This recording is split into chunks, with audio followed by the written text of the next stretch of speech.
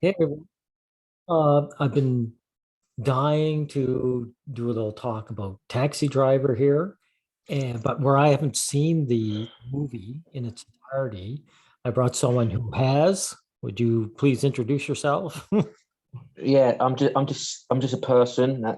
So anyway, this is actually one of the greatest movies of all time, in my opinion. And Trevor, you need to watch this movie, all of it in its Yeah, entirety. It's just such a well-made movie. It's like, oh my God, it's like it just blows everything else away. Like it's one of the best movies of the 70s, and the 70s is one of the best periods of movie making, period. yes, it is. I didn't realize it. I've argued that the '90s was really good too, but I think there's a lot of originality in the '70s, and there was a grittiness and trueness that you wouldn't weren't able to show in previous decades before it. Yeah. Yes. Yes. So And you've yeah, you've so said too that this movie is actually ahead of its time. You know, yes. Yes, what we did, it captures the mindset of the solipsistic right winger perfectly, because this is what the main character is. He's a solipsistic right winger at the end of the day, because he rants on about degenerates and I wish that they'll wash all the scum away. But the thing is, this guy at the beginning of the movie, he's going to sex theaters trying to pick up women and getting rejected. So he's ranting on about scumbags and how they should be all just washed away, right? But he's one of the scumbags. So he's either he lacks self-awareness, yes, basically. He is who he hates, basically. yes, is Yeah. he's antisocial, and that's his real biggest problem is because he sabotages any relationship he could have with people in general. You know, Yes. Yes. he, So he can't he can't admit that he's unable to. So yeah, this yes. is uh, analyzing evil from the vile eye, and he's going to give his opinions. Just be free to say stop this, and I'll stop it and let you Yeah. talk. Let's explain who Vile is. I Yeah, is Vile I is. But that's right. basically, he basically removes horror movie villains and villains in recap videos. That's what he does, Yes, because I think we're in a current stage where people actually find villains more interesting than heroes now. People yes, respect the villain more than a hero, because you don't get rewarded for being a hero; you get used. So resentful people cheer the villains on, basically. So yeah.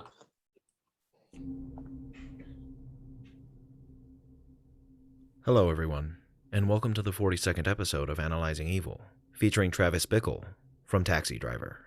This film and character are as iconic as they come, and the story they tell of a man caught in a society he feels out of place in is masterfully told by giving us a look into how a man like Travis can evolve from a mentally fragile social outcast into a cold-blooded and remorseless killer who practices their own brand of justice. pause. This character Yeah. Let's pause. Let's pause. The thing is, Travis Bickle came from Vietnam, right? Right. He's an ex-vet, right? He's a veteran. So we don't know what he was doing in the war. He could have been killing people back then as well. Yes. Yes. Exactly. Okay. Yeah. Oh, just remember, there's a bit of a time lag. So when you say stop, I will stop it, but you might have to wait Yes. a couple seconds. Okay. All right. So, we'll is one whose actions, and whether or not they're evil, have been debated by some. And in this video, I'll be attempting to answer that question while we jump around between scenes to cover every component of Travis. oh, by the way, he says, well, he acts like it's a debate, but the vile eye is always going to say that they're evil, I would say. Yes. Yeah. He's not going to dare cheer these people on, is he? He's not going to go against the grain. Yeah. So no, actually, I don't like framing things with an evil as well, because evil is a concept that we invented, like we've applied to actions. Like Travis, he's not really evil; he's just mentally ill and doesn't know any Yeah. better, to be honest. So yeah, like the title Culminating in a fits full better when he's analyzing movie villains. Sorry, it fits better when he's analyzing movie villains like Mike Myers, Freddy Krueger, or Yeah. Jason, or whatever. It doesn't really suit a more realistic film style like this, in my opinion. Yeah. Exactly. understanding of just who this character is, and whether some of the actions he takes are evil or not. Without further ado, let's begin. We know a bit about Travis's background, which is just enough to give us a starting point in analyzing who he is. Travis lives in New York City, but whether or not he's from there is unknown. There's a point in the film where he writes out an anniversary card to his parents, and in it, he states that he can't give them his address, so we know that he's at the very least estranged from his family at this point in time. Now, besides that, there are three main things. Yeah. I was always under the impression that his family didn't really exist, to be honest. Ah, really? That's it's just weird. Like I said, I can't tell you where I am.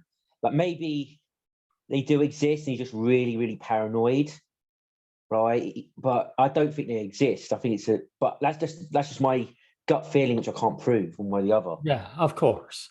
Of course. We have to go off of here. Oh, by the way, I think it's important to the movie because this character works so well the way he does because of his isolation. You know? Yes. That give us insight into how Travis developed into who he is. The first is that Travis is fairly uneducated as far as we know, showing that perhaps he dropped out of high school or did poorly in school. We don't really know.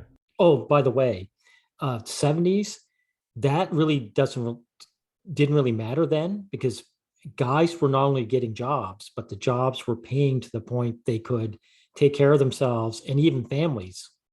Yes. Decent, you know. Yes. But considering he says that he's had some education here and there, I think something to that effect is likely true. The second is that in a journal entry, Travis states... I want to make an insight. He's actually quite well off in the movie as well. He's making a decent living at his job. His job's well paid. He's got enough money saved away to give the Jodie Foster character quite a bit of cash. Yeah, exactly. Iris, I think her name is. Yeah, it's Iris, I think, yes. Yeah, exactly. So money isn't just everything. I know this is kind of important really to talk about now because right now guys go on and on about making a living and getting jobs, but this movie's great because it shows you that, a man does not live by bread alone, Yeah. Oh, so he's got no social circles. He doesn't socialize very well. Yes. He's not really interested in socializing with men. Right? Yeah, I noticed that from the clips. Yes. They'll see friends, kind of guys who could be his friends talking, and he just avoids them, Yes. States that loneliness has followed him all his life, which tells us that he's been a loner his entire life, which is important, as if this entry were not present in the film, us viewers might have assumed that he fell into a state of loneliness after he experienced our third piece of information about his backstory, his service in the Marine Corps, and specifically, service during the Vietnam War. Though his loneliness doesn't come from his time serving in the military, these two... Oh, I got a question though. They talk about him serving in the military, but the way that famous scene where he's saying, "You talking to me," and pointing the gun, he comes off as someone who's never fought, in my opinion. Right. Well, the thing is, most people, but you got to understand, a lot of people in the army are not in the front lines anyway. Yeah. Like, they could be a real supplies person. That's true. So, yeah. Two things still go hand in hand, as a component of Travis's loneliness is that he feels like he's an outsider, that he doesn't quite fit in with the world around him. So I just wanted to make an insight about that scene. I don't think he's practicing because he's nervous or he wants to get up with courage. I think he's practicing out sadism. He's fantasizing about doing that to someone. Yeah. You see, he wants to make, because he's actually quite fearless if you watch how he behaves throughout the movie, really. So I think he's what you call a prone to violence person. So I think violence comes naturally to him, to be honest. Yeah. So he kills someone in cold blood. He kills someone in cold blood in the movie, not way before he kills those pimps. So yeah. And part of the reason for that is because he has a negative view of what he sees as the scum that society at large has evolved into. This also leaves Travis without a sense of purpose. For a minute, just a moment. Yes. As he's lost in a world where he doesn't fit in, but he also yearns to make something of himself, to be more than a man wallowing in his rundown apartment, festering with the rest of the rats. Thus, it stands to reason that Travis... By the way, this may be true, but this guy lacks self-awareness. He doesn't realize that he's alone, big part of it because of his own actions. He doesn't want to with people, really. Yes. Well, the thing is, also a lot of his motivations is sexual jealousy as well. Yes. So if you watch the movie, it's implied, it's heavily implied that he's a racist. He's like black people, right? If you watch the movie, and one of the people he shoots, a robber, is a black person, and also there's one scene he's watching a romance, a drama, not a drama, a romance drama, and he doesn't like it, and also he's watching black people dance with white women on a pop show, a music show, and he kicks the TV over in a rage. So a lot of it's to do with sexual jealousy.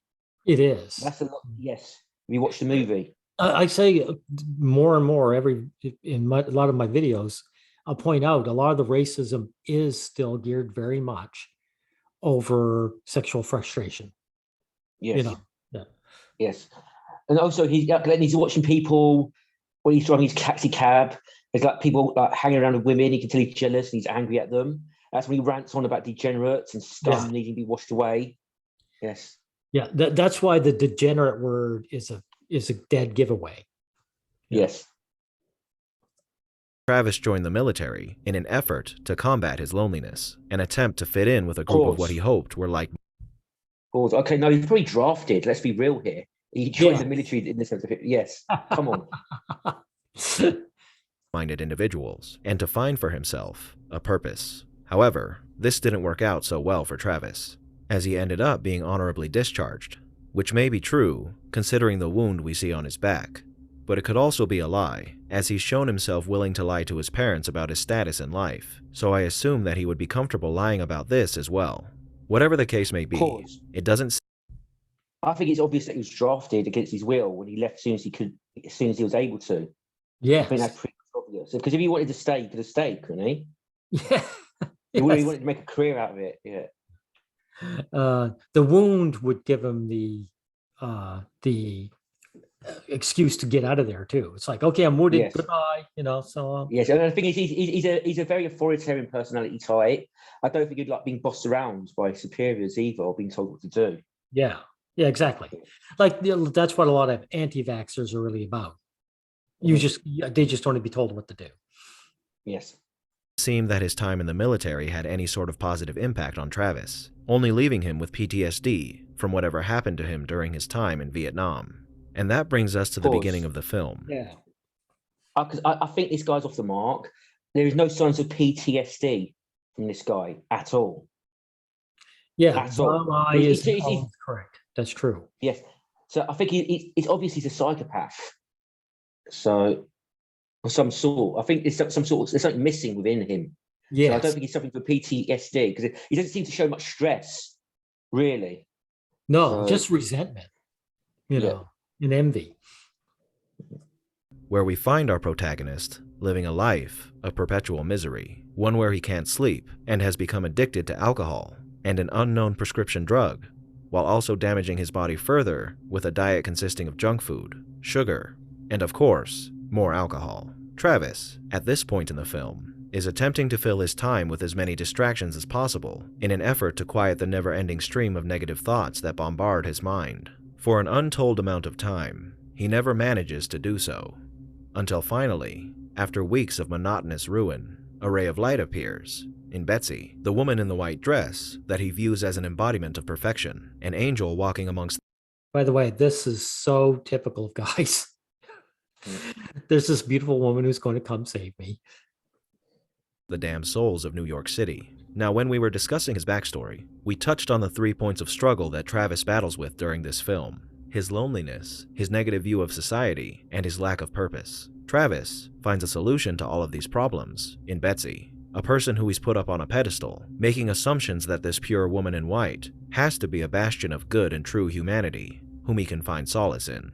Initially, he's unsure of himself and apprehensive about approaching her, almost stalking her in a way. But when he finally works up the courage to speak with her based upon his assumption that she's living a life not unlike his own, to his surprise and satisfaction, it works. And for the first moments of their new budding relationship, Travis finds himself connecting with Betsy in a way that he's been pining for a long time.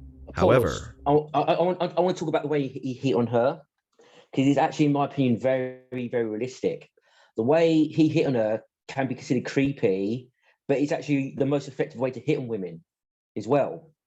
right? He was very bold in doing it, and it worked, but it could have just backfired because it's all based on her subjective feelings. It worked, she liked it, therefore it worked. But it could easily went, oh no, you creep, you're a stalker, go away.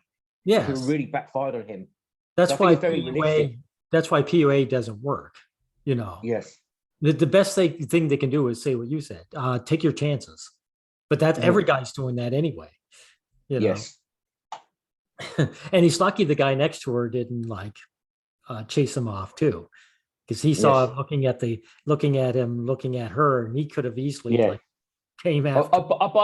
By the way, he badmouths him to her on a date, basically showing more of his male hostility. He badmouths him, saying he's a bad person, even though he doesn't know him at all. Just assumes wow. he does.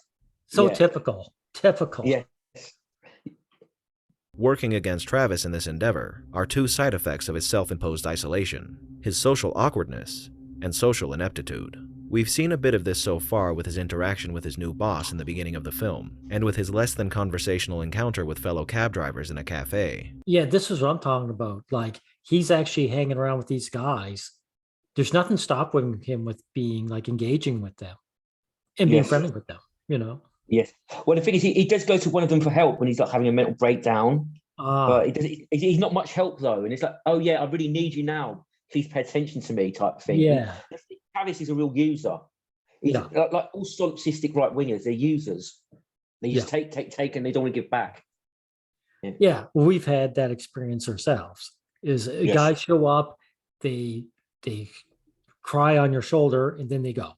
You know, they're not Yes. here to fight for men's rights or anything like that. Yes. But when he takes Betsy out to see a movie is where it really shines through. Though Travis took an odd approach in his initial conversation with Betsy when he propositioned her, and when they went out for coffee, he was making a great effort in wooing this woman, which may have in part come from his eccentricity, which seemed to be a point of attraction for her. This date starts out about the same as their previous two encounters, and initially, it goes well. However, this quickly changes as Travis's social ineptitude kicks in, and he decides to take Betsy to an adult theater, an idea that is about as exciting and tactful as asking her right out to have sex with him, which Betsy is keen to point out. This scene certainly shows us his social ineptitude, but it also succeeds in conveying to us something else about Travis that is quite important. When he presents his gift of a record to Betsy, he makes a comment about how he doesn't listen to music much, but he would like to. This tells us that Travis, though he has a hard time fitting in and is pessimistic about much of the world around him, still has a desire to belong and to try and understand the things that other people like. He wants to talk to people about things they have in common. He wants to know the proper place to take a girl on their first. By the way, belonging and engaging are two different things. Yes. Travis is a bit of a social chameleon. He wants to know what to say to Yes. fit in, but That's he's not right. sincere about it though. Like when he's sucking up to the politician in the cab, for example, Yes. Palpatine, right? He's very insincere. Like he basically says he's apolitical, he doesn't follow politics. Then he says, "Oh yeah, I want to vote for you," and he doesn't even know what his policy is. He just knows that Sybil Shepherd is working for him, so Yeah. therefore he's going to suck up to him when it's still going well. And when it goes wrong, oh, he wants to kill him suddenly to get her attention. Because I think what he sees him as a high status male that he needs to take down to get her attention. Basically, Yeah. that's what he sees him as. Yeah. First date. He wants to converse with his friends beyond a superficial level, but he doesn't know how. I think this is important to I don't agree with that. I don't think he really wants to engage beyond superficial. I think he likes the superficial. note, as if you pair this notion with Travis's claim that loneliness has followed him his entire life, it makes Travis a person who's tried to fit in and wants to fit in, rather than a person who's so overly antisocial that they shun everything and wish to isolate themselves from the rest of society. One thing about Travis that we haven't touched on yet is the fact that, save for the few times we see him happy, for the most part, he's emotionally passive. He has a lot of inner turmoil, but it's not enough to penetrate the solemn mask that is almost a constant for him. We can see this lack of emotion during the aftermath of his unfortunate date with Betsy, where he's distraught over her reaction to their date and attempts to converse with her and make up for it. But at the same time, he doesn't show how heartbroken he is until he eventually cracks and lashes out at her at the campaign office, telling her that she'll go to He's not hell. heartbroken. He doesn't understand how psychopaths work. Yeah. Basically, he's having a narcissistic rage. He's angry at getting rejected. Basically, he's not distraught or upset. He's angry. How dare you reject me? Yeah, exactly. He's not heartbroken. at all. Yes. and decrying her as being just like the rest of society. I realize now how much she's just like the others, cold and distant. We already know that Travis has a negative view of society, but his outburst here, and the fact that he blames Betsy for the lack of communication between them, shows us a part of Travis that goes in tandem with his inability to fit in. And that's the fact that he doesn't see much of a problem with himself, instead sourcing all of his problems to the world around him. Travis can't fathom why a woman would be apprehensive about speaking with a man that took her on a first date to an adult theater. And though society and people can certainly be pretty terrible, he's clueless to the fact that he's the one who's causing his own misery. If you hold a high moral view of yourself and so, like I said, he thinks people are degenerates, right? People visiting prostitutes, people who've got girlfriends, people going to sex theatres, they're all degenerates, but he goes to sex theatres himself. So we all know. So what it really is about, it's nothing. It's not because they're degenerates. It's they're more successful than him. Yes. That's why he hates them. That's it. Period. Yeah. And you're right about the PTSD, because Vile is talking about how he's not very emotional. There's no emotional trauma there. Yes.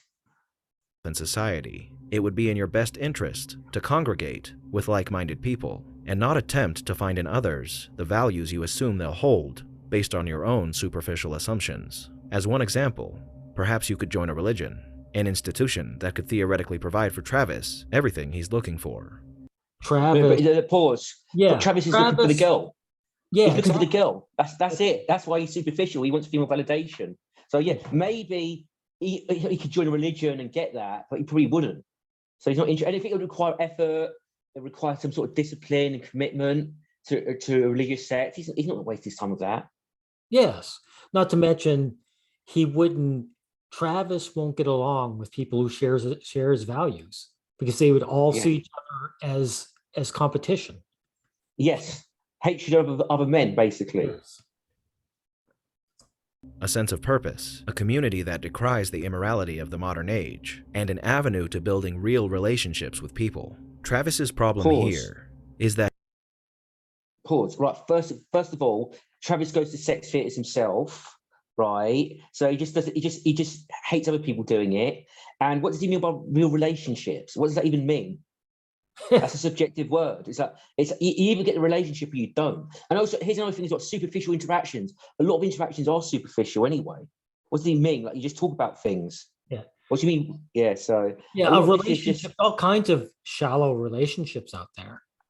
Yes, a relationship. At the end of the day, relationships, are you attracted to someone? That's it. That's what it's based upon. If you're attracted, it's pheromones. Do you like the smell of someone? Do you like how they look? That's the basis of a relationship. Let's be real. Yeah. Yeah. That he's trying to impose his own views of society onto others who he hopes share the same views as he does, but in reality, do not. You can try to make a change in the world, if that's what you feel is the best course of action, but you can't look at the world, call it terrible, and then act surprised when people you assume will meet your expectations don't. To further add to the... Pause. There's another mistake that Vile is making here. I think he's overthinking what Travis is actually thinking. He's putting motives onto him that are actually too complicated. I don't think Travis wants to change society, to be honest. No, right? He might have ranted to a politician about washing all the scum away, but it's just based on resentment. He doesn't care about society. He cares about himself. Yeah. Like, he's not getting female validation, right? So he's angry. That's it. Yeah, because after all, if that woman in white accepted him and they stayed together, all of a sudden the world would be sun and roses to him, and all that culling away of the degenerate talk would disappear. Yes. The fact that Travis is ready to blame his woes on others is the answer he gives to Palantine when he's in his taxi. Here, Travis, while denouncing the city as being full of scum and filth, mentions that he goes outside and smells the stench of the city and gets headaches from it. It's true, big cities do tend to have an off-putting odor, but I'm willing to bet that Travis is experiencing these headaches from the effects of alcoholism and a substandard diet. He says himself during a diary entry that you're only as healthy as you feel, and you certainly aren't going to feel very well if you're constantly loading your body with poison. Now, something that further adds to Travis's misery throughout this film is how every negative thing that he sees or that happens to him seems to follow him everywhere he goes. From the kids who threw things at his cab, to the constant reminder of Betsy in the form of Palantine Pause. campaign material. Pause. Can I ask you a question? Does he touch upon racism in this video? Not that I've seen. I've seen it once before. Right. Okay, so a lot of people that he gives hostile looks to are black men, Yes. right? And The one so if you they watch the showed them. movie, Yeah. yes. So he sees black men as rivals to him. There's no hostile stares against black women in this movie. It's all black men. Yes. That's standard for reality, by the way, everyone. Yes. Travis finds himself hard-pressed to escape the misery he experiences. It could be that Travis could forget about some of these things and move on with his life. But how can he when they follow him everywhere he goes? In one of these instances, Travis makes his own reminder in the form of a worn-out $20 bill after Matthew pulls Iris from his cab when she's attempting to escape him. Funnily enough, Matthew tells him to forget about it, and perhaps Travis could have if he hadn't kept that $20 bill on his person at all times as a constant reminder.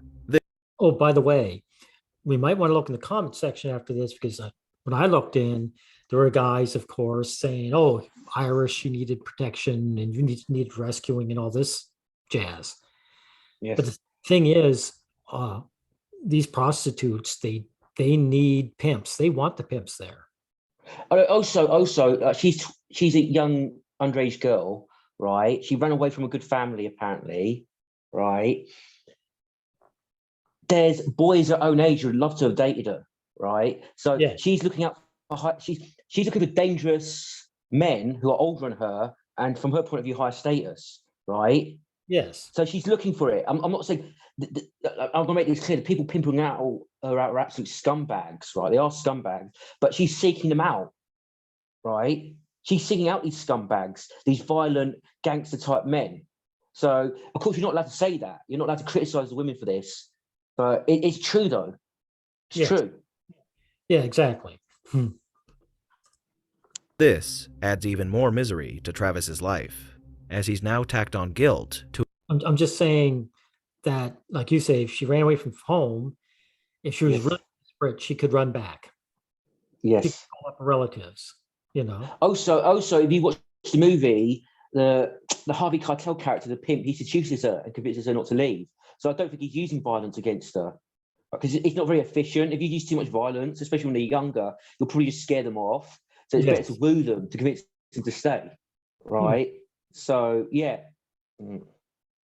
his emotional corkboard, which goes along with his depression, hopelessness, and angst, a guilt that comes from the fact that he went against his own principles, as when the time came for him to do something about the scum and filth he hates so much, he did nothing. Now, to his credit, after his rant towards Betsy, and his experience driving the man who wanted to kill his wife, which I'll talk about in a moment, Travis attempts to seek outside help for his emotional torment, which is a step in the right direction. However, he reaches out to the only person in his immediate vicinity that he knows well enough that he feels comfortable coming to for help.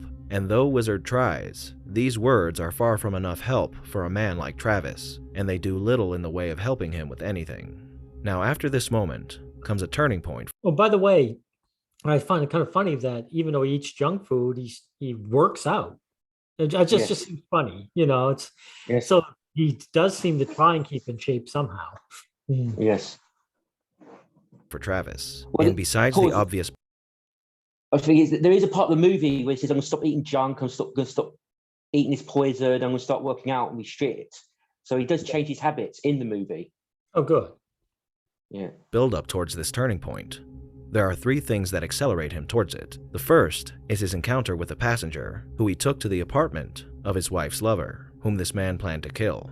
I think this moment resonates with Travis, as though he's quiet for the majority of this scene. This man is much like Travis himself, and the way in which he's willing to take action against something he despises is something that Travis can identify with. I don't know if Pause. Yeah, He's wrong. I've watched this movie. He's completely wrong. Travis is fed up with this guy. He's really uncomfortable with him, and he just wants to get out of there. Basically, he doesn't admire him at all. He's a mirror image of himself, right? Going through very similar problems, right? And he doesn't give a fuck about him because he's solipsistic. He's got this vibe that says, "Yeah, are you done yet? Can you please go away?" I don't think he admires him at all. No, look at the expression on his face. You can see it. Yes. Yes. The thing is, the only reason he doesn't tell him to bug off is because the guy says, keep the meter running, I'll pay you for this time. Basically, that's why he puts up with him. Yeah. As he's been skirting on the edges of this drastic line of thinking for some time now. The second thing is an interview of Palantine he watches in his apartment, where Palantine remarks that the people are beginning to rule. I think this phrase struck Travis in one of two ways. Either he took it as an omen, because if the people he despises are beginning to rule, in his mind, that surely spells doom. Or he was inspired to take action by Palantine's words, as his encounter with him and his following of his campaign might indicate that he actually believes in Palantine and is motivated by the notion he's laid out here, considering what he plans to. No, he doesn't. No. No, he doesn't. Because when he talks to Palatine, he admits he's apolitical, doesn't even know what the policies are. So Yeah. he didn't give a shit about his politics at all. He's solipsistic.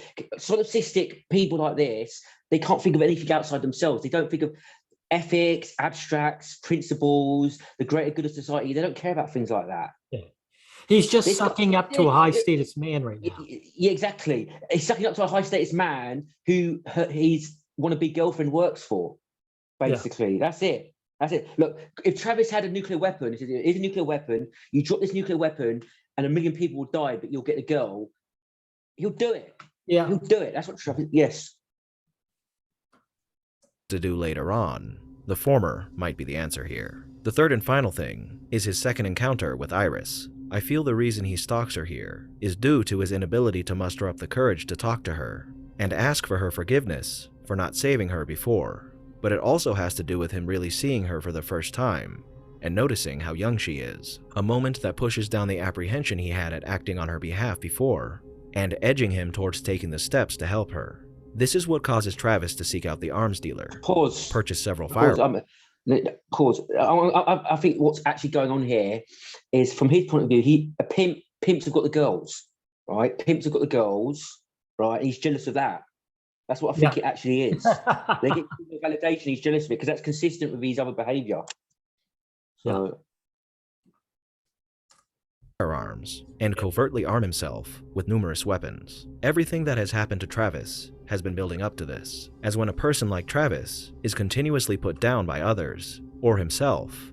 Hold it now. I don't know if that many people in the movie actually put Travis down. Do you? He got rejected for one date. That's it. Yeah. Because he took a woman to a sex fit and she rejected him. Yeah. So yes, okay. Their negative thoughts often lead them to a solution that will allow them to let loose their pent-up emotions, violence.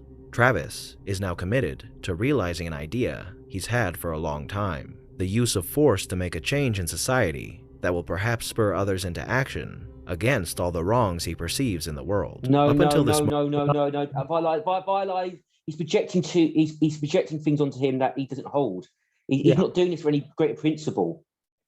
Yeah. He's not hoping that other people will do this or that. He doesn't have other people in mind.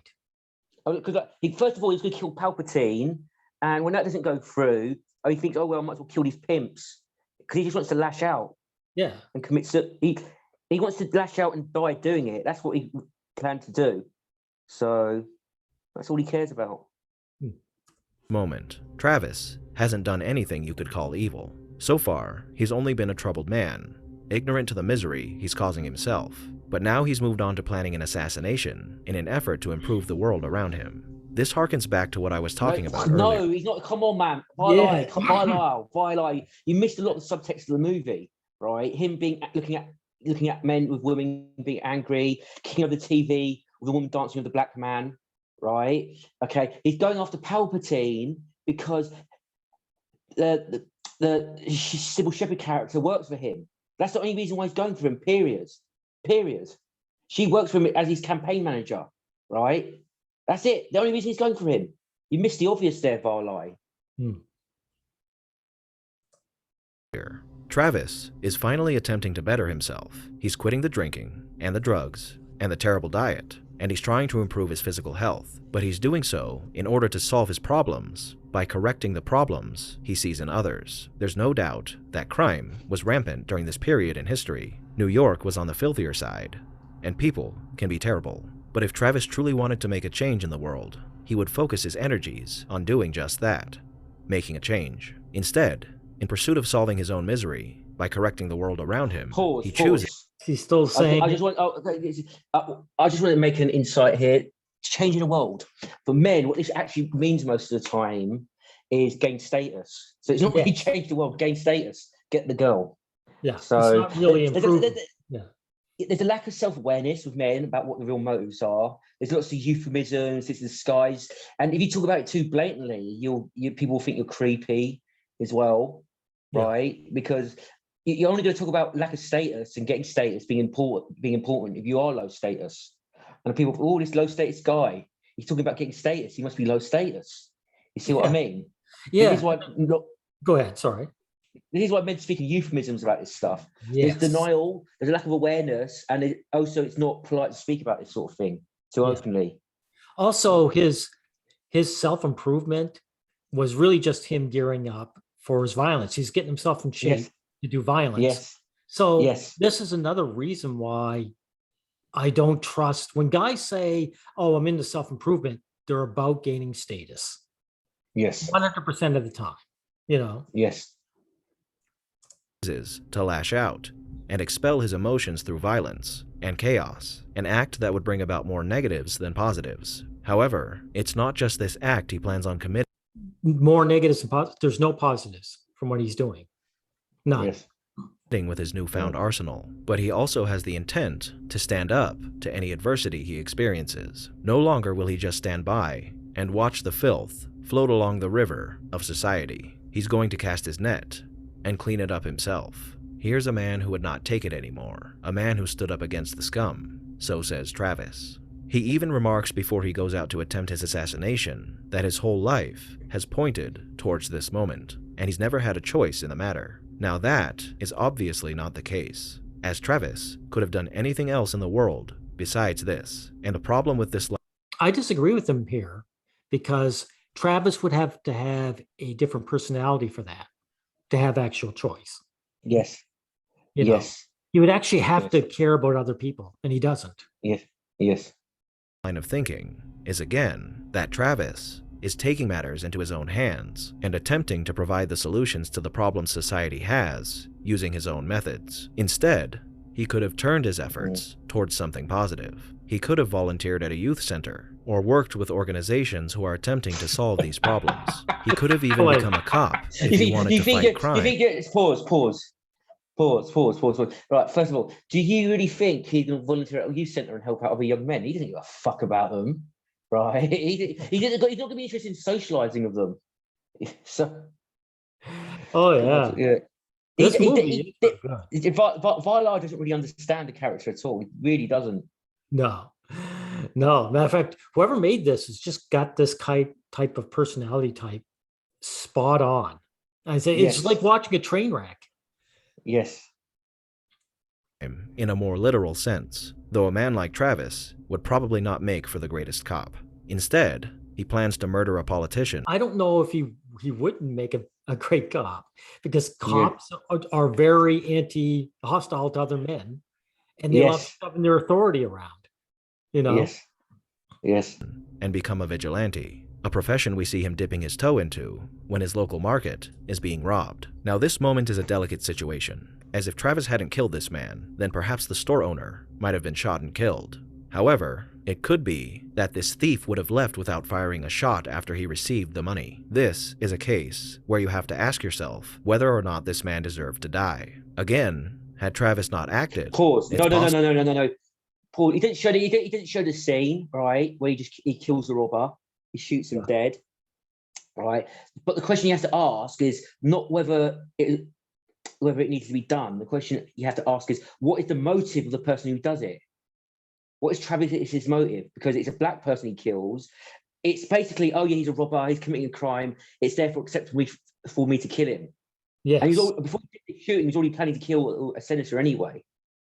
So he killed him because he wanted to kill someone. He wanted to kill another male. He wanted to kill a black male. Yeah, and the opportunity presented itself. Yes, that's it. Possible that this man would have shot the store owner, but it's also possible that if Travis had stayed quiet, the man would have left. Thieves deserve to be You see, punished. That's a him given. watching. Yes. He's watching the TV. There's some black people dancing with white women on the TV Yes. screen there. He Yeah. really hates it. Yeah. I think Vala Can did. I just say? Sure, go ahead. Because I think Varlai I didn't touch on the subtext because he didn't want to. He left it alone with a 10-foot barge pole, to be honest. Right. It's right. quite controversial, yes. Also, I think he didn't show the scene because, the violence in it. Who wants? Yeah, Maybe YouTube will give him a hard time over that. yes. Given. That's why we have laws that are in place to punish thieves. Sometimes these laws don't work out, and thieves get away, but eventually, most criminals are caught and punished according to their crimes. I'm not sure about that. There's all kinds of Yes. unsolved crimes. Yes. Look, I think what was done to the robber was good, to be honest. Because he had a gun, he was threatening him, he was clearly a scumbag, to be honest. It was actually a good thing, but Travis did it for the wrong motive. He Yeah. didn't do it to help the store owner. He did it because he wanted to kill someone. So Death also, is what not he an could have done is, appropriate punishment. Well, because he snuck up. Also, he snuck up behind him. He could have just like blew his hand off, and that would have That's true. stopped him as well. He just wanted to kill him. That's why. Yeah.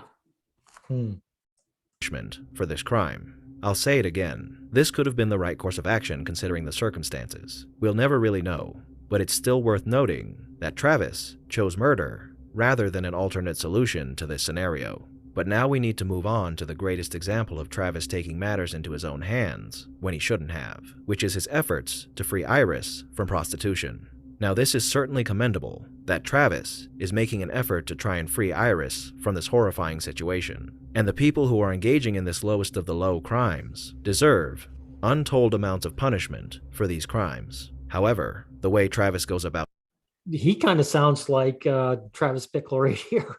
Yes. They need untold punishment. So pimps who pimp out underage girls who are legitimate scumbags. Why are they any worse than other violent criminals or violent criminals? Why are they worse than them? Yes. So, like, I doubt he would have the same level of disdain for like madams, like female Yes. pimps, exactly. right? So yes. Oh. Or even like you've pointed out before, like parental abuse. Yes. When, Parental abuse by mothers, especially. Yes. I Yes. don't think it's like, is a death sentence appropriate for that? Yeah. yeah, these women deserve untold punishment for that. Yes. Yes. Like, you should only take the law into your own hands in this sort of thing if the system doesn't punish it. That's it. Like, he could have went to the police about this, but he wasn't interested about going to the police. He wasn't actually interested in saving her. He wanted to kill someone. That's it. Yeah. That's it.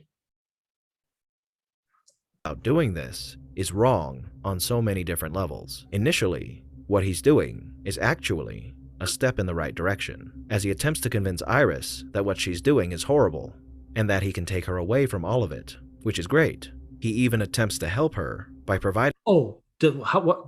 I didn't see this, but you did. So what did Iris say to him over that? If Well, he offered to help her? she actually says, why don't we go away somewhere to him? Like, settle down somewhere else. I can live with you, and he's not interested in it. Oh, Basically. really? Yes, yes, because I don't think he wants sex. Clearly, sexually frustrated, but the thing he actually wants is female validation and approval at the core of it. Yeah. So, yeah, I think she's her about with 12 the in last the of his movie. money. So, Yeah, she's supposed to be really just a kid in the movie. I Yes. don't think she's 12. The actress. I don't think Jodie Foster is 12 there, though. I think she was about 13. She was very young. Oh, really? She She was wasn't- that young? Yes. Okay. Yes. Before he goes off to his inevitable death after he murders Palantine. But here's the thing. What was stopping him from telling someone about Matthew and what he was doing? Travis, at any time, could have driven down to a police station and told them what was going on. He could tell them that he knew the location of a pimp who was actively engaged in child prostitution, and he could provide names and all kinds of information so they could send someone down there, undercover or not, to deal with the situation. Sure, you could argue that sometimes the police, especially with a heavy load on their plate already, would be slow to act, or wouldn't act at all, but those are some pretty serious and heinous allegations that I doubt any cop would brush off. Instead of doing that, he sends her an... The thing is, he tried to kill Palatine first before he did this, shoot them up. So if it was really hard, his priority to save her, why is he going to shoot up a presidential candidate, right, and getting killed? If that happens to him, he can't save her. So it's clear that the motive is not to save her. He's just looking for someone to lash out against. Yes. And can I tell you what it is as well? And I'm explaining what's going on here. Sure. Okay. He wants the validation of the adult woman, right? He wants the validation from the adult woman, the Sybil Shepherd character. If he can't get that, he's going to have to settle for second best, the validation from the young girl, the Jodie Foster character, which is not as good to him, right? Yeah. So he left her some money, mailed it off to her because he was going to die killing that senator, right? So that means he wanted someone to remember him because he wants attention and he wants validation. Yeah. But after he dies, right, he wants to be remembered. But that's it. That's his motive for doing it. He doesn't really give a fuck about her. No. He doesn't give... Especially if you watch it, if you see the way he talks to her, trying to convince her out of it as well. He talks to her in a very aggressive way, actually, as well, which is very weird. Like, you wouldn't talk to a 12-year-old girl like that. It's obviously something really wrong with him. Yeah. His brain just doesn't work normally or correctly, for lack of a better term. Envelope of cash, which would have likely been intercepted by Matthew, leaving her to sort out her own fate. But it doesn't end there. Travis's plot to assassinate Palatine is never realized, which is rather fortunate for not only Palatine, but Travis and society. But it's unfortunate in that he's now turned his attention back to vigilantism, and specifically... Oh, by the way, I don't know too much about Palatine. Is he really a bad guy? No, he's not at all. There's nothing there to imply at all. Yeah, Period. I don't remember. Yeah, he just doesn't... No, okay. No, he's just a normal politician. That's it. He was sucking up to him when his date with Sybil Shepherd was going well, right? And soon as it all fell apart, he became his target because she works for him. Period. That's the only reason why. Period. There's no higher motive. There's no cleaning up the city. There's no taking action. There's no him trying to inspire people. This is the high status guy. It's his fault I can't get the girl. I'm going to kill him to get her attention and I'm going to die.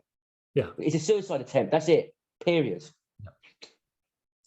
To again sorting out Iris's problems himself, this time with murder. To be fair, he assumed he would have been dead by now after committing another horrible act, so this would have never happened, but it's still horrifying that it does. Now I know nobody feels sorry for these guys at all, myself included. They truly were scum, and this is an act that is often pointed out as being good rather than evil by some people. But killing these men did far more harm than it did good. Iris has experienced hardship and traumas at this young age that no one should ever have to experience. And now, on top of that, she had to witness the brutal murder of 3 men right in front of her. Yes, Travis freed Iris, but at what cost? This already heavily abused... So men are so subhuman, right? These criminal men are so subhuman, it's bad to kill them because a young girl might be affected. You can't even say these guys are doing evil things, they're criminals, even though it's not the right thing to kill them. You can't even bring yourself to say that. It's wrong to kill them because a girl might be affected. A girl that went with them willingly and pimped herself out. She wasn't kidnapped, right? She ran away from home, okay? And she sought out dangerous, thuggish men due to excitement. It may sound like victim blaming, but it's not. It's the actual truth.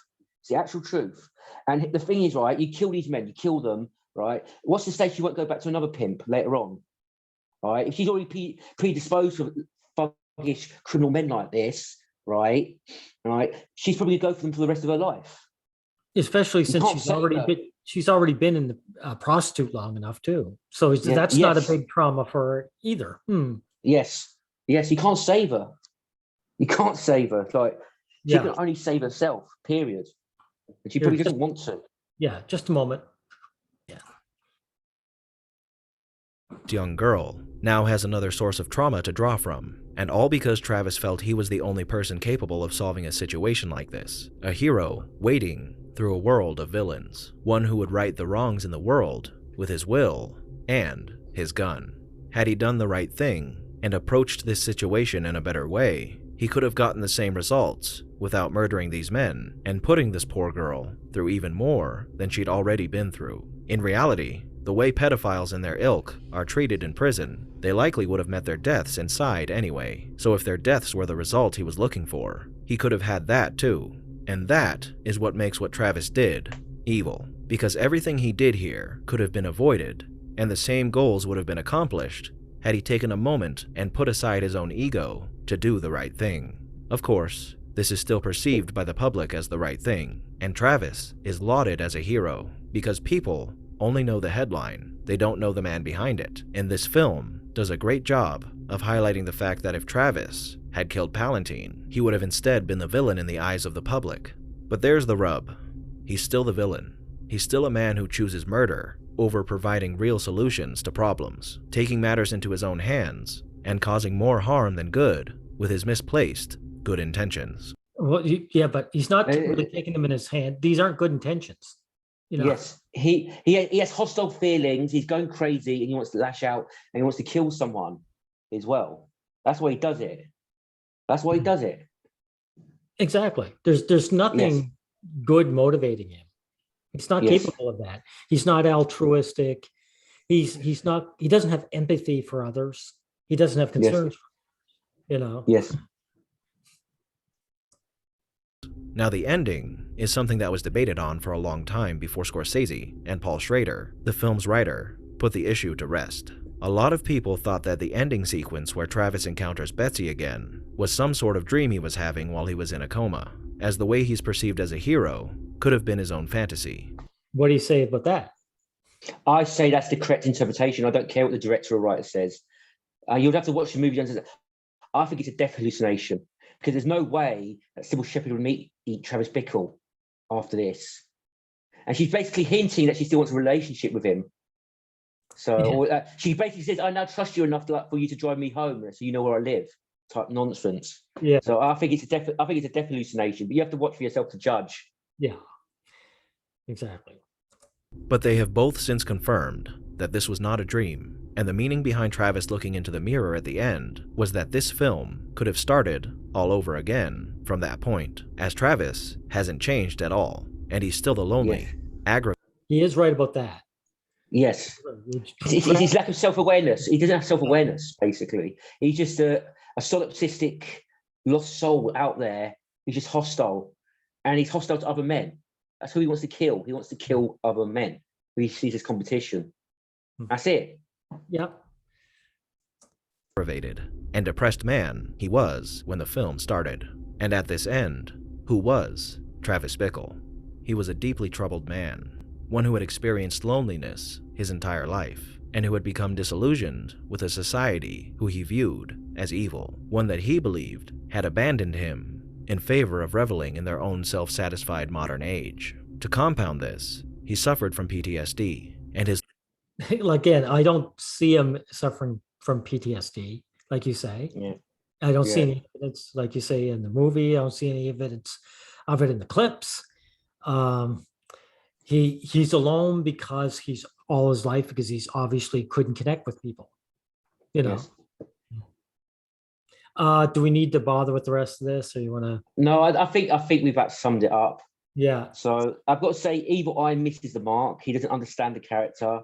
He doesn't understand his motivations, because actually the motivations are very base and simplistic. Yeah. But the thing is, a lot of it's the same motivations that drives a lot of men, and a lot of men are just not aware.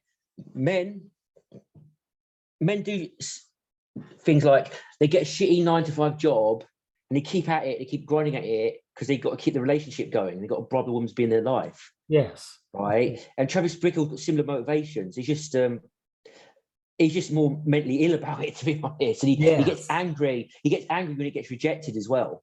He's a problem, because like he was trying to hit on girls in the sex theatre as well, which was going wrong. It's going awkwardly as well.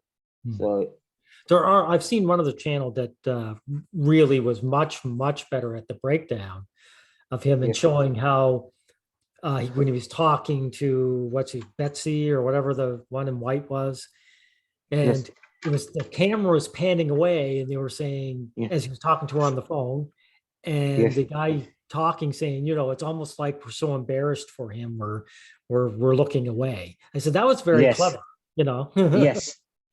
Yes. Like this guy he doesn't have any game.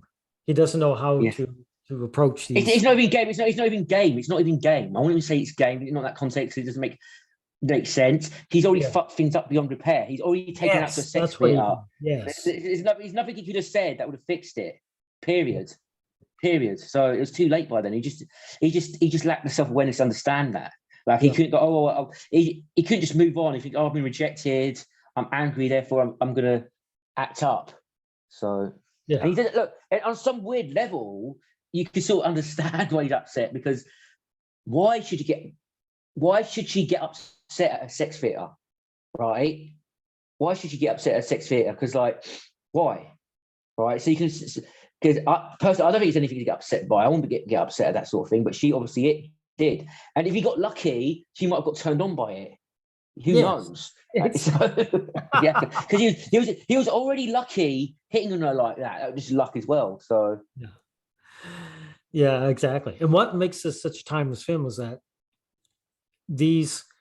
he does represent a certain demographic of human beings out there, but also because so many people are unaware of his motivations, it seems like a mystery to him. He's a mystery to Vile Eye. Vile Eye got it wrong.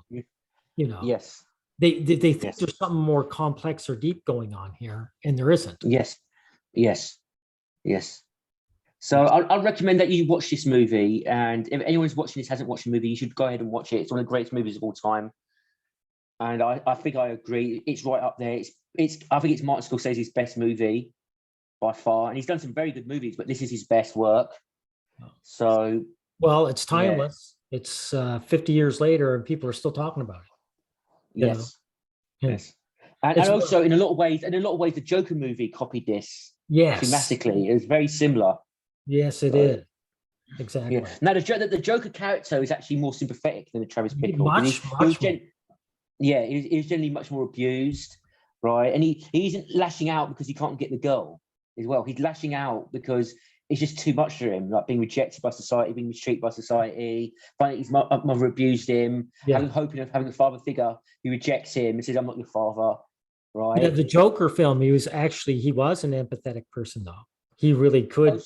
Also, he was legitimately forced to defend himself. Like those yahoos on the train, they did Yes. attack him first and bully him, right? And he was, Yeah, they were kicking him when he was down. He said he might have been able to, hold off, but he could have had his ribs kicked in. I know we're kind of. That could be seen as attempted murder. If you're kicking someone while they're down, you can kill them. Yes. So he shot them out of self-defense. I know we're kind of going on a tangent, but I yes, think it's important though, because it's yes, the Joker film. I don't think Arthur Fleck is actually comparable to Travis, because he does. He's a caring person who just gets abused to the point where he goes nuts. yes. So I think we've said everything it needs to say about this video. I'd say so. Thank you for your insights, because this Yes. kind of thing it's good to talk about. And Yes. I think this movie, like you said, is ahead of its time, because guys are hearing shit like this all the time. Yes. But actually more guys are getting deselected. So Yes. the guys who are like Travis Bickle, they're you might see more of them, sort of thing. Yes. Okay, we'll end it here. Yeah.